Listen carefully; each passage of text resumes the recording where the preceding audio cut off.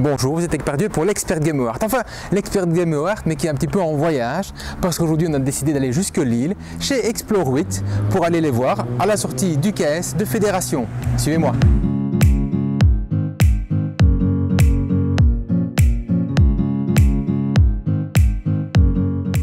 Alors ici c'est spécial, on demande de sonner et de frapper. Donc on va sonner et frapper. Salut Anne-Cat. Salut Stéphane, ça va? Bah oui, écoute, on est venu pour voir un petit peu, parler avec toi d'Explore 8. Bon, bah c'est parti, entre chez Explore 8. Et donc tu dis Explore 8. Ah oui, on dit Explore 8. Pas Explore 8. Non. C'est quoi ça? On est en France ici? Bah oui, mais c'est l'idée d'avoir le petit 8 qui est pour nous important parce qu'on est tous les deux nés au mois d'août. Ah. Et puis on avait envie d'un nom où il y avait une double consonance, donc le Explorate qui dit en même temps on explore, et un petit peu cette idée dans le monde ludique, et c'est pour ça qu'on dit Explorate. Eh bien voilà, tu vois, on aura déjà appris quelque chose. Donc tous ceux qui disent comme moi Explore 8, ils sont dans le faux. Alors ici on est dans votre bureau? Non, pas vraiment. Pas vraiment, là on est chez nous, la grande pièce où on a plaisir d'accueillir du monde pour jouer, bien sûr. Dont les gens du Diamant d'Or. Dans le Diamant d'Or, donc voilà, ça regorge de jeux. Dans le prochain Kickstarter, Fédération. Fédération, sur lequel on travaille souvent, et où vraiment la possibilité de l'avoir ici disponible. Et sinon le bureau fermé est en haut. Ah bah voilà. Voilà le patron qui arrive. Dimitri Perrier. Donc un des deux auteurs de Fédération ici. Tout à fait. Avec Mathieu Verdier. C'est ça. Et qui n'est pas là, on ne va pas le sortir d'une malle. Non. Pas cette fois-ci. Il n'est pas caché, non. Bon bah, on va voir le bureau alors. Alors on y va. On va au bureau.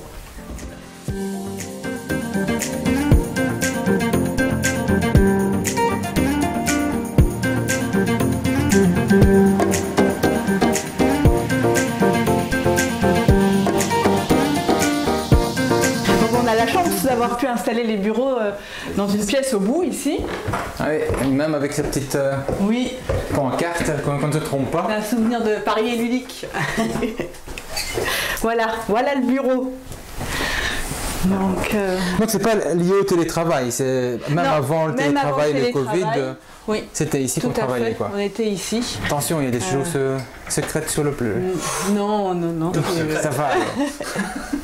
Il n'y a pas que du jeu Explorate ici. Non, il n'y a pas que du jeu Explorate. Ils sont là, nos jeux Explorate, le futur, le Kickstarter, ceux qui sont déjà sortis, et puis le petit dernier aussi qui va arriver début 2022.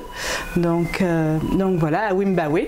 Donc ici, c'est voilà où on travaille tous les jours. C'est un petit jeu de cartes pour 2 joueurs, très familial. Déjà avec un illustrateur fixe, et c'est plus un proto, quoi. Non, c'est un proto. Donc, en fait, tout sera en low poly, donc avec un style en triangle sur la totalité à la fois les fonds et les animaux. Et c'est un petit jeu de cartes assez tactique sur lequel on a bien intégré, je dirais, tout l'univers des animaux pour suggérer leur pouvoir, parce qu'on va jouer chaque tour et il va y avoir des effets de cartes qui sont très liés au pouvoir des animaux. Ok, voilà. On va peut-être s'asseoir quelque part.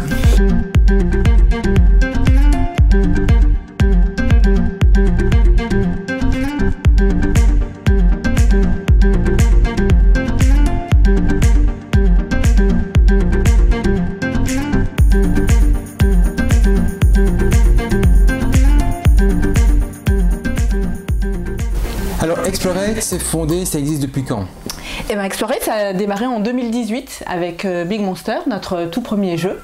Donc Big Monster a été créé par Dim, et on a lancé une campagne de financement participatif en mai 2018, et voilà, donc c'est la naissance de la société. Voilà, donc l'idée en fait sur ce financement participatif, c'était de nous faire connaître, parce qu'on partait de rien, on n'était connu pas de personne. Comme plein d'autres boîtes qui s'ouvrent aujourd'hui, dès qu'on fait un KS, son premier jeu, on fait une boîte derrière. Et donc l'idée c'était vraiment de se faire repérer par un distributeur pour pouvoir après rentrer dans le cycle un peu traditionnel des magasins. Parce qu'on sait que c'est de plus en plus difficile de rentrer notamment au catalogue de certains distributeurs, parce qu'il y avait déjà beaucoup de jeux, il y en a peut-être encore plus depuis 3 ans. Et donc ce KS nous a permis de nous faire, on va dire, recruter par Asmodée, et qui est aujourd'hui encore notre distributeur sur l'ensemble de nos jeux en France.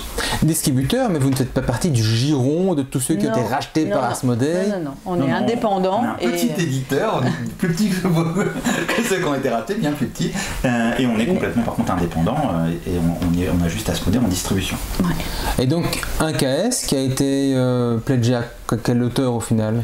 Alors, c'était à hauteur de 20 000 € en fait. Ouais. C'était un jeu qui était pas cher déjà à l'unité, et qui n'était pas spécialement conçu pour, je dirais, un Kickstarter, parce qu'on sait que derrière le Kickstarter, les gens aiment bien avoir des exclusivités, aiment bien avoir du matériel différent.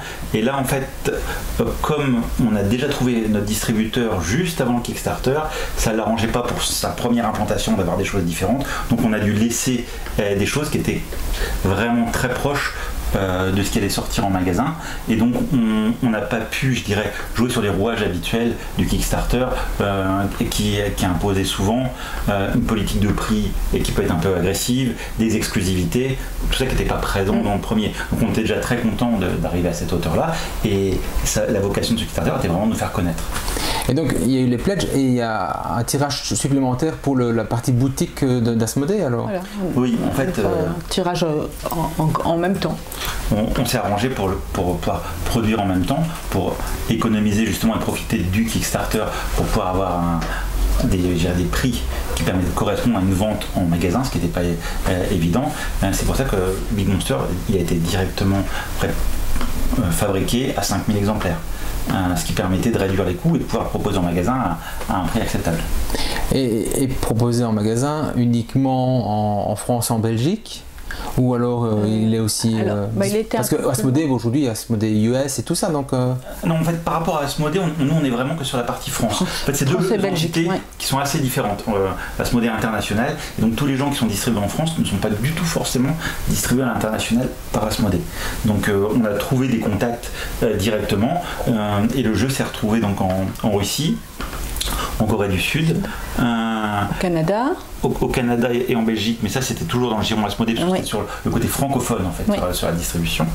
Et après Allemagne et République tchèque. Plus récemment en fait, là depuis un an. C'était avec les contacts à Essen en 2000. C'est vraiment les salons, et encore plus le salon d'Essen, le salon international, qui nous a permis de nouer des contacts en fait à l'export, et de pouvoir proposer le jeu à l'export, ce qui est vraiment un enjeu majeur pour les petits éditeurs, parce que le marché uniquement français, tant qu'on n'a pas une capacité de diffusion colossale, limite quand même les tirages en fait. Oui, mais donc ici, aujourd'hui, il est aussi ailleurs proposé avec des bons retours, des tirages complémentaires, j'imagine, dans les autres langues. Tu as aussi une idée du volume international?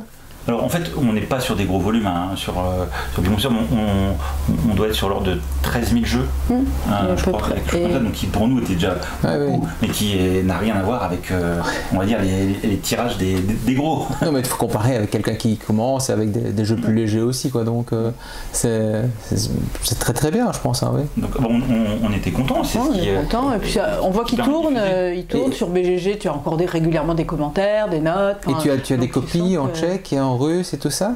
Oui, on a gardé des copies, ça c'est toujours un plaisir de voir, puis surtout qu'il y a des fois il y a des petites différences, on a fait évoluer certaines caractéristiques du jeu, en fait, notamment sur le setup, la facilité, je dirais, d'installer le jeu, de pouvoir réutiliser, où au fur et à mesure on apprend de ses erreurs, je dirais, et on propose des petites variations, et donc selon les langues on n'a pas exactement la même chose. Ça s'améliore à chaque fois. En plus vous arrivez sur Big Monster, mais vous n'êtes pas issus directement du monde du jeu, vous n'êtes pas des gens qui travaillaient déjà pour d'autres sociétés du jeu, vous arrêtez tout et vous montez votre boîte de jeu.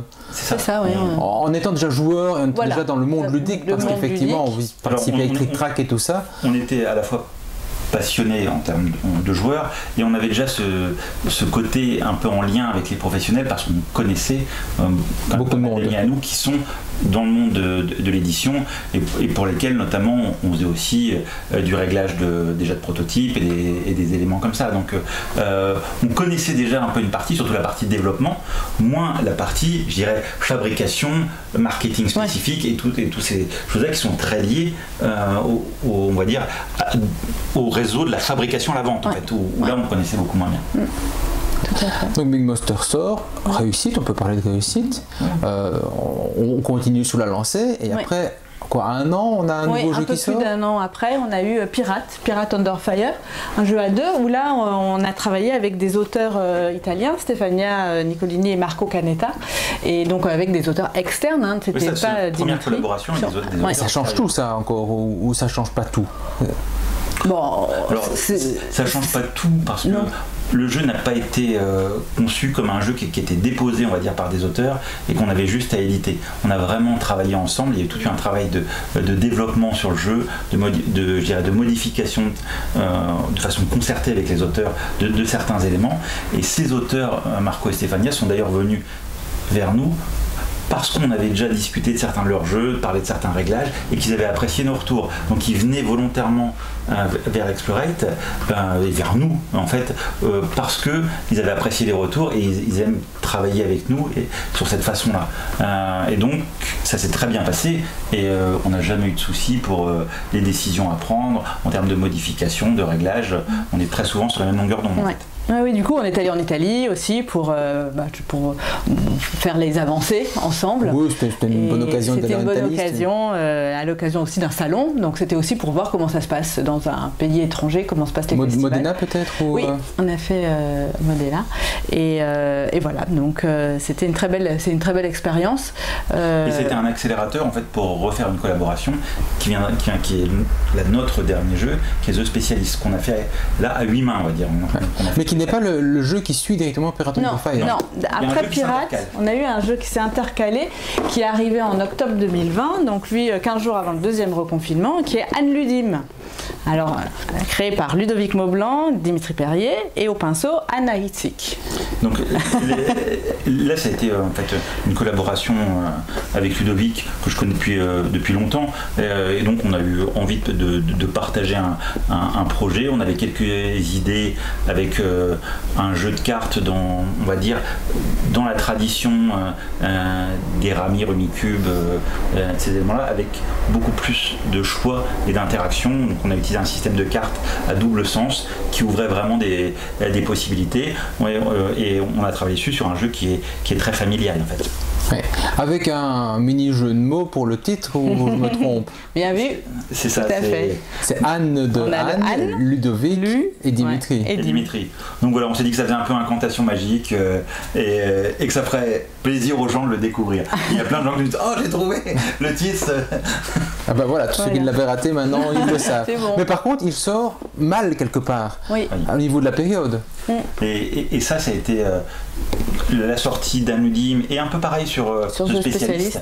On était vraiment dans une période où c'est très compliqué d'animer sur le terrain. Et en tant que petit éditeur, pour nous, la base de diffusion d'un jeu, ce sont les associations, les bars à jeux, les magasins qui ont le temps de conseiller et les festivals. Parce que la sortie d'Anudim, c'est quoi? C'est octobre 2020, donc début du deuxième confinement. Début du deuxième confinement, absence de festival.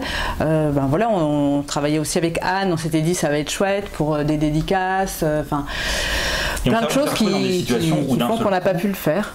On fait une communication initiale sur le jeu, il y a une implantation du jeu qui est tout à fait raisonnable, mais par contre vite un coup d'arrêt, parce qu'en dehors de quelques jeux qui ont vraiment pris la lumière ces derniers temps, il y a beaucoup de jeux qui se retrouvent dans cette configuration actuellement, c'est-à-dire des implantations qui peuvent être correctes, mais derrière le jeu arrête sa vie quasiment parce qu'il n'est pas diffusé sur le terrain. Et un jeu, quand on n'est pas connu, qu'on n'a pas déjà une licence ou qu'on n'a pas une renommée, il faut le diffuser pour que les gens se l'approprient et après aient envie de le conseiller à d'autres. Et sans les assos, de nouveau, sans les barrages des festivals, c'est compliqué.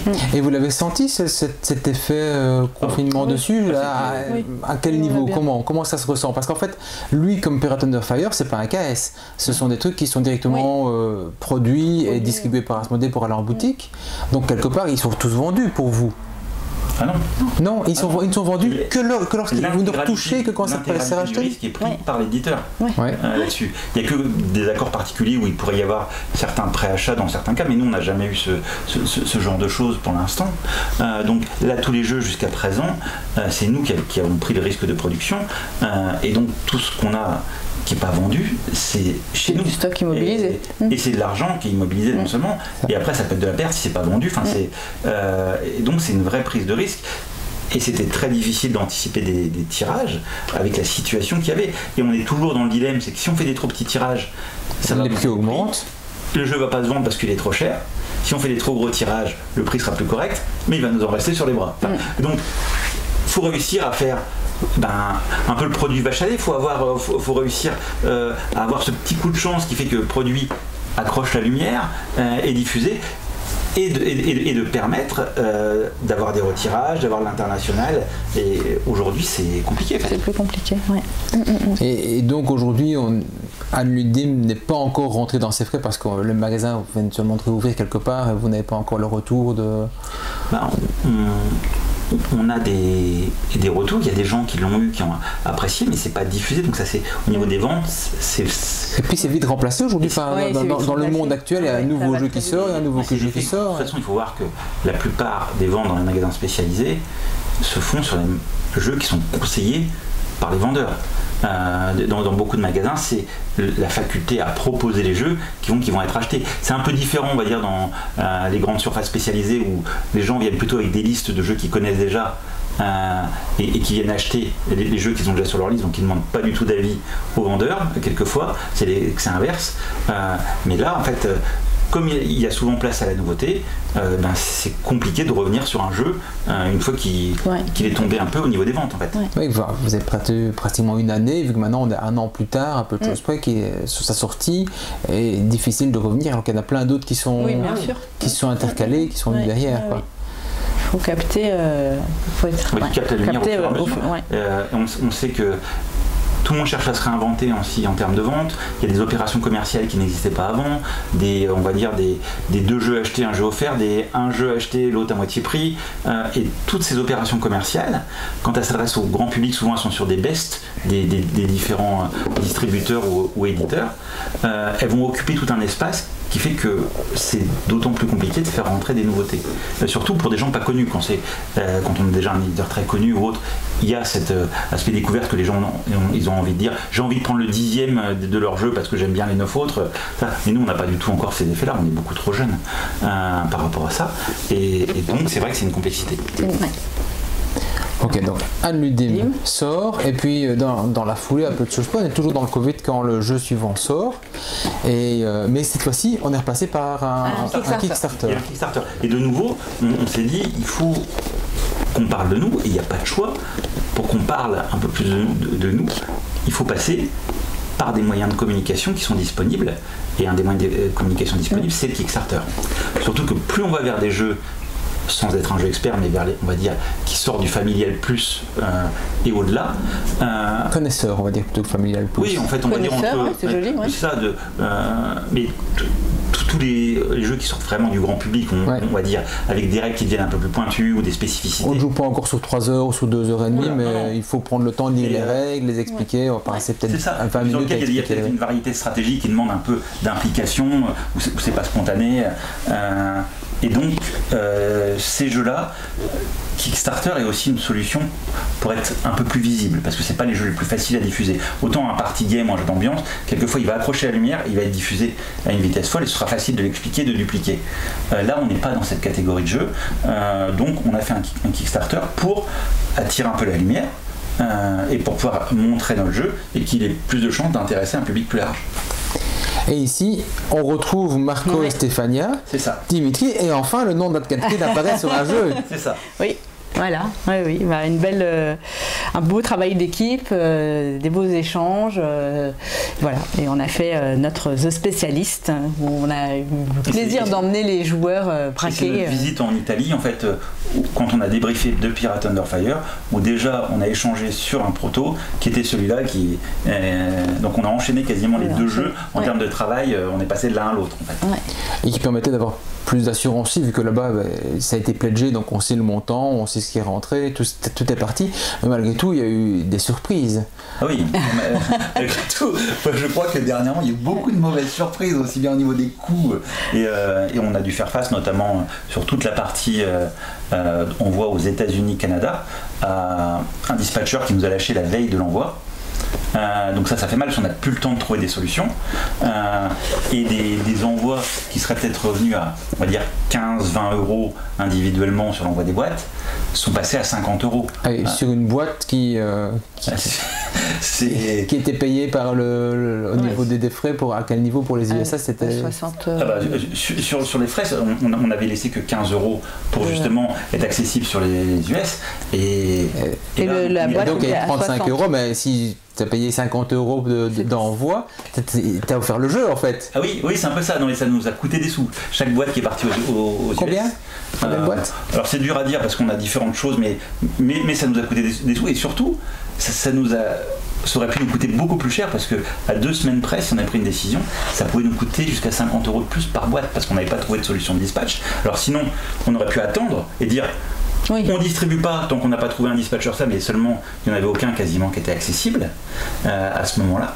Et donc on aurait laissé le Kickstarter livrer bien longtemps après ce qui était prévu, et nous on n'avait pas envie de décevoir les pledgers américains et les Canadiens. Donc en fait on a envoyé en direct, ça nous a coûté cher. En même temps ils étaient contents parce que eux ils ont reçu le jeu 2 mois avant, donc ça a fait l'effet inverse pour eux, mais pour nous ça fait mal. C'était mieux de faire ça que de rembourser. On pouvait aussi rembourser les gens. Oui, mais après, il y a des gens qui espéraient le jeu, et donc nous, on n'avait pas envie non plus de les décevoir. Donc on a fait on a fait ce choix-là. En fait, et on s'est dit, tant pis, on prend sur nous. C'est un investissement sur l'avenir, entre guillemets. C'est sur la marque, sur l'image aussi. Voilà. C'est une image, et quand on s'est engagé à certaines choses, nous, on a envie de le respecter. Donc, tant pis, on se débrouille pour pouvoir le faire. Alors c'est sûr qu'on aurait préféré que ça se passe dans des conditions normales, parce qu'on ne peut pas dire que c'était l'opération du siècle.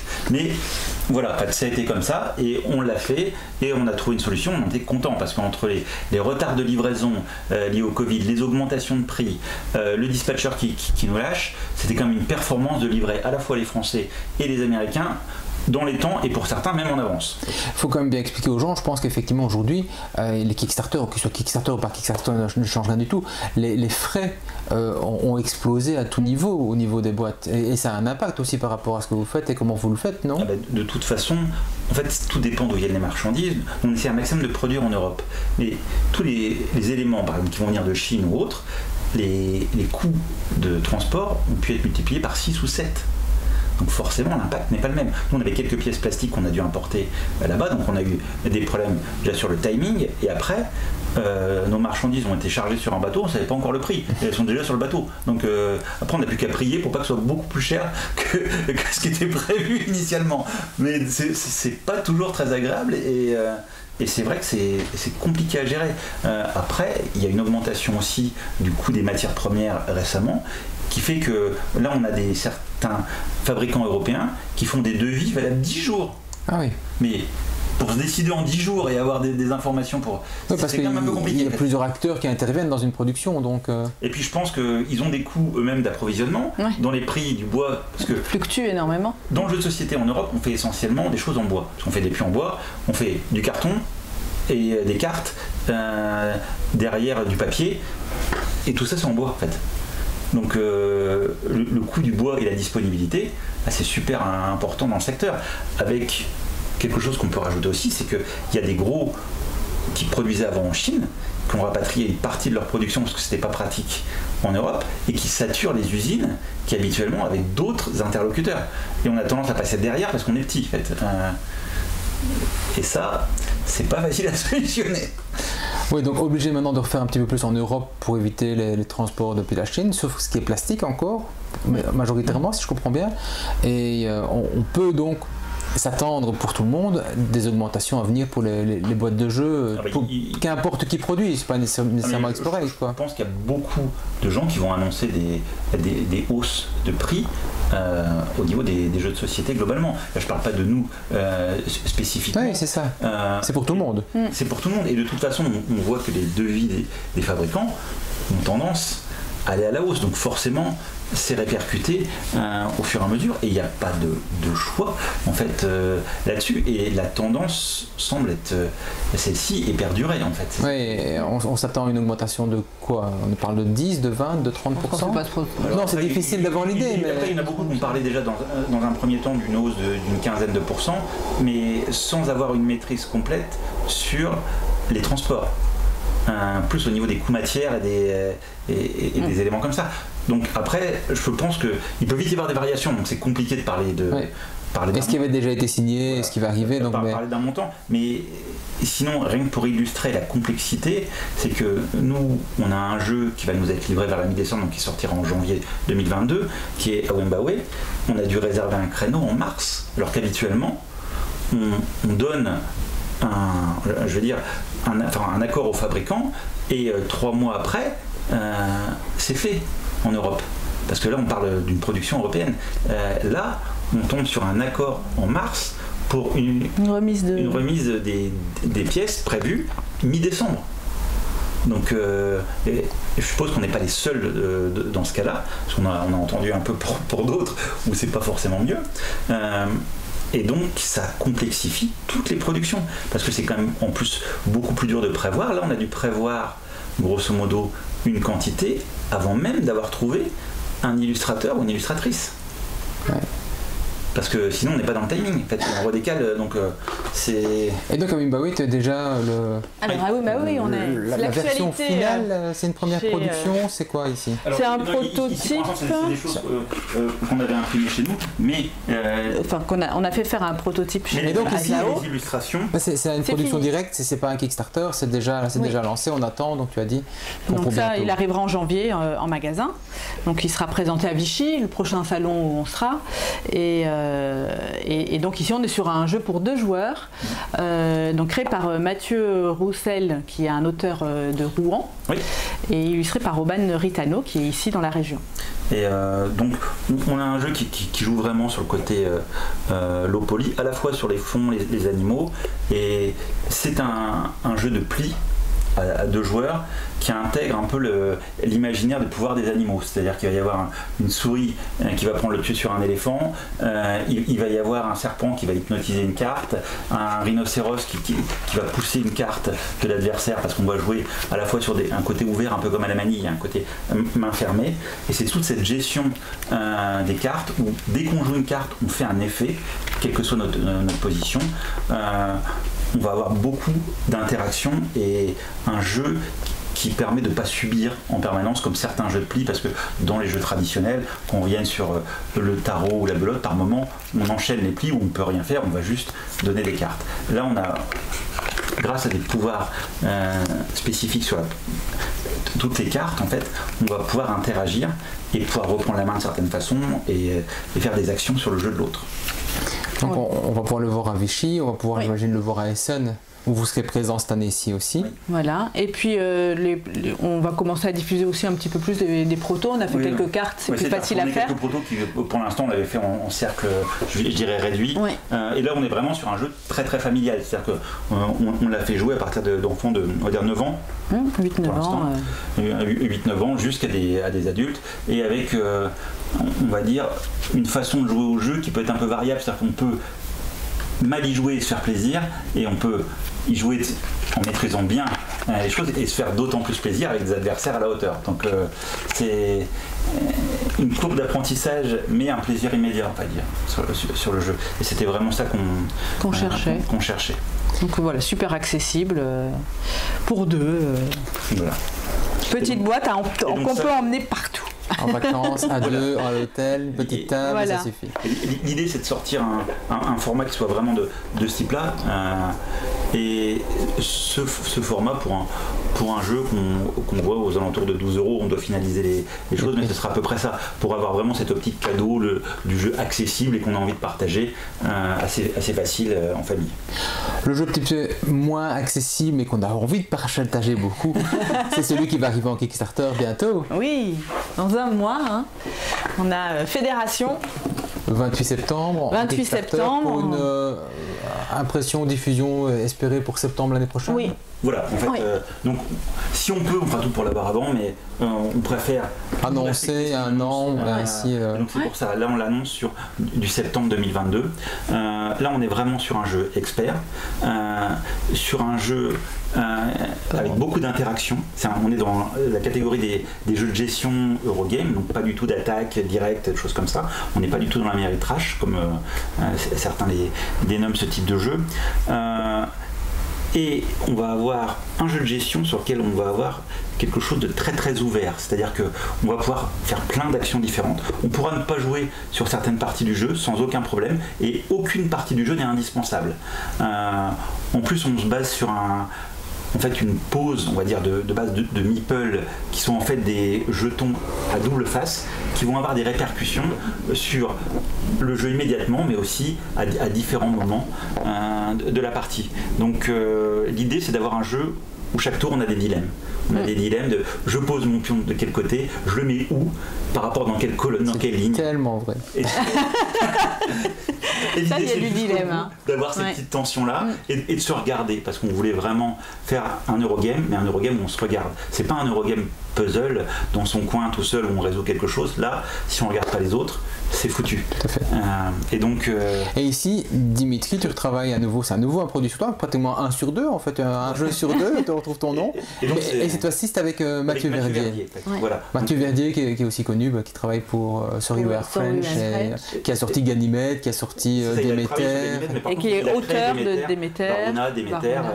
Et donc là, on a fait le jeu à 2. C'est certainement le jeu sur lequel on a passé le plus de temps, en fait, parce que c'est compliqué de développer ce type de jeu, cette catégorie, surtout comme on a voulu un jeu très très ouvert, il a fallu vérifier qu'il était possible de gagner quasiment de toutes les façons, je dirais, dans le jeu, et de se passer de certaines zones du jeu.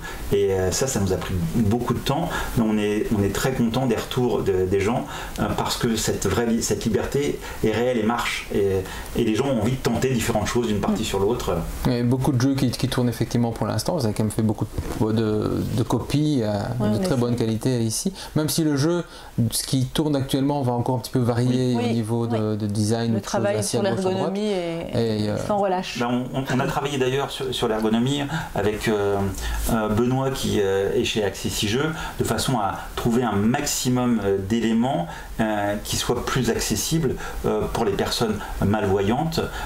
Et donc on a essayé d'optimiser certaines zones du jeu, notamment pour des daltoniens, pour les gens qui verraient pas bien, en insistant sur des formes, sur différents éléments de couleur qui soient tranchés, et avoir toute une cohérence dans le jeu qui permette de le rendre plus accessible.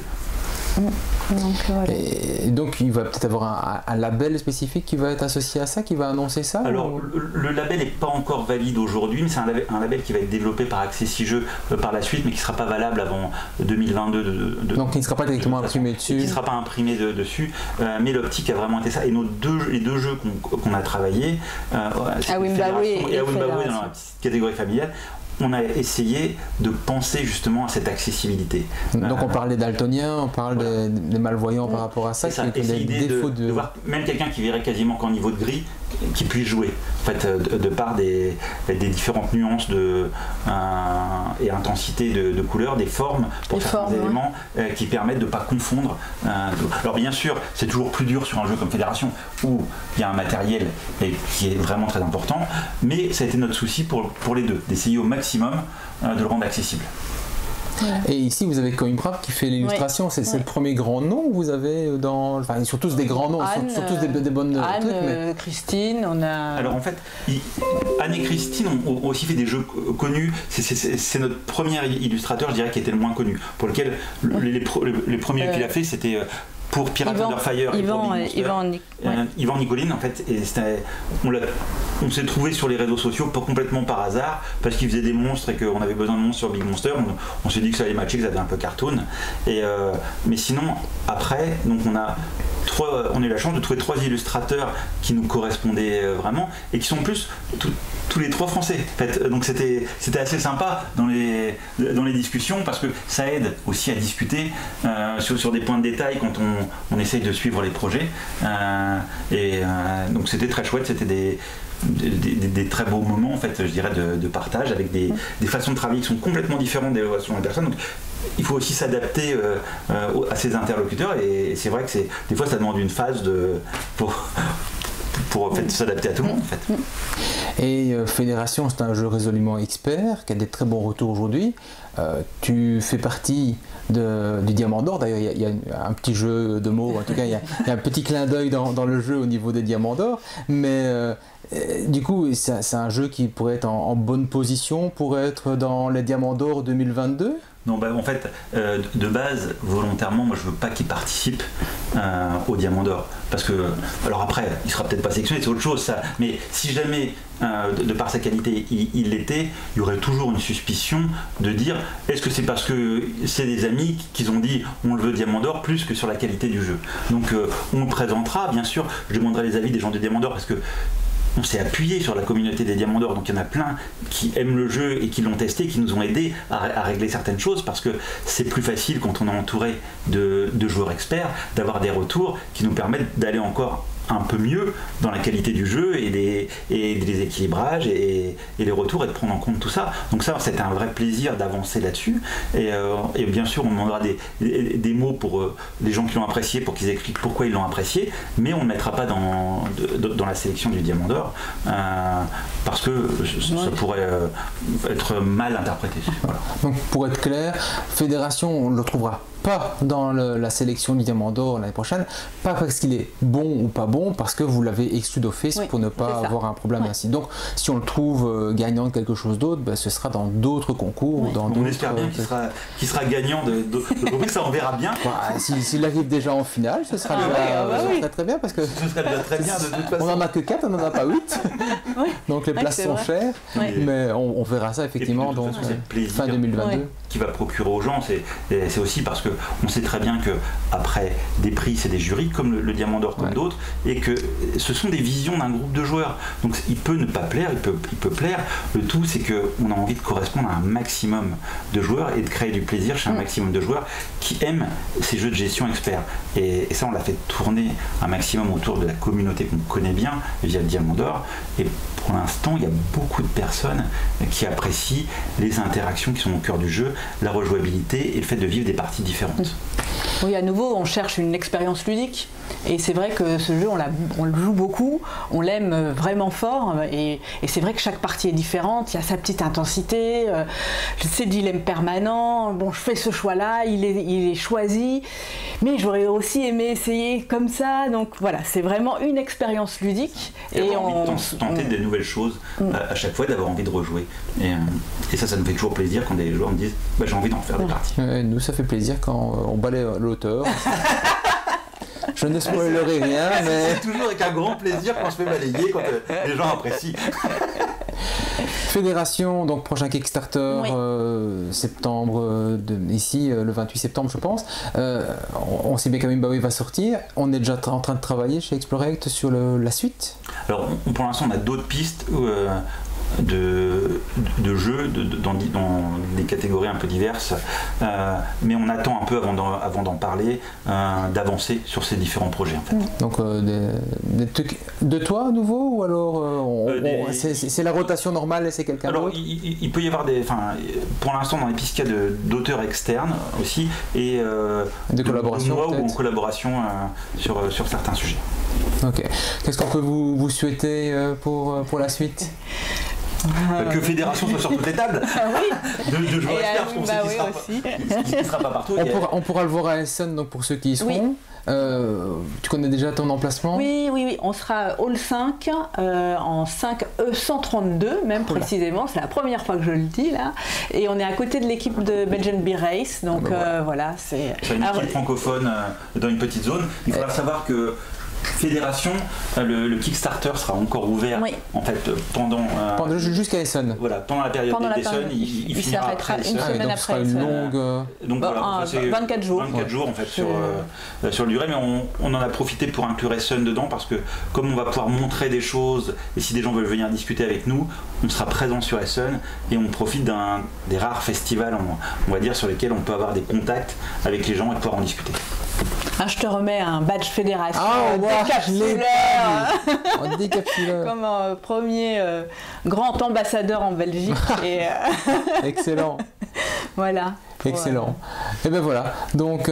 Merci beaucoup en tout cas d'être venu et d'avoir consacré du temps par rapport à la Fédération. On espère que ça t'a procuré du plaisir d'y jouer et de le partager. D'y jouer, d'y rejouer, avec hâte de voir la suite effectivement, et de voir la prochaine production. En tout cas, merci de m'avoir accueilli. Et ben, on se reverra de toute façon à Essen, peut-être même avant, qui sait. Hein. Voilà. Je vous laisse tous et j'espère que vous appréciez aussi cette vidéo. Et bien à la prochaine. Maintenant, c'est à vous de jouer. Bon jeu. Salut. Salut.